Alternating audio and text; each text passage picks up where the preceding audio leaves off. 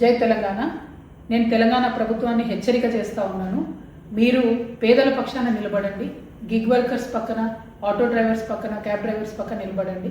ఎందుకంటే వాళ్ళు గత 3 సంవత్సరాలుగా మీతో డిమాండ్ చేస్తూ ఉన్నారు.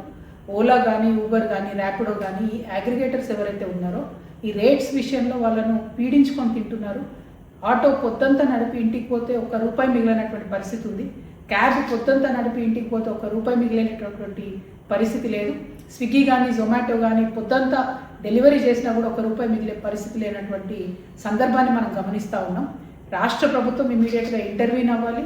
ఓలా కానీ, ఊబర్ కానీ, ర్యాపిడో కానీ ఇటువంటి అనేక అగ్రిగేటర్స్ ఉన్నాయి. వాళ్ళతో మాట్లాడి ఈ ఆటో డ్రైవర్స్కి, క్యాబ్ డ్రైవర్స్కి, బైక్స్ మీద ర్యాపిడో చేసుకునేటటువంటి వారికి, స్విగ్గీ, జొమాటో లాంటి పెద్ద కంపెనీలో చేసే డెలివరీస్కి అన్నిటికీ కూడా మీరు మంచి రేట్ని నిర్ణయించాలి. వారితో తక్షణమే మాట్లాడాలి. ఇవాళ బ్రేక్ డౌన్ చేస్తూ ఉన్నారు వాళ్ళందరూ కూడా. మధ్యాహ్నం వరకు ఏమాత్రం కూడా డెలివరీస్ ఉండవు, ఆటోస్ నడవాయి, అట్లానే క్యాబ్స్ నడవాయి అని చెప్పి వాళ్ళు బ్రేక్ డౌన్ చేస్తున్నారు. ఇటువంటి ఉద్యమాలు చేసే పరిస్థితి కల్పించకుండా ప్రభుత్వం ముందడుగేయాలని చెప్పి నేను డిమాండ్ చేస్తూ ఉన్నాను. ఆటో డ్రైవర్స్ పక్షాన, క్యాబ్ డ్రైవర్స్ పక్షాన, బైక్స్ నడుపుకునే బ్రదర్స్ పక్షాన, అందరి పక్షాన కూడా తెలంగాణ రక్షణ సేన మీకు అండగా ఉంటుందని మరొకసారి మీకు తెలియజేస్తున్నాను. Thank you. జై తెలంగాణ.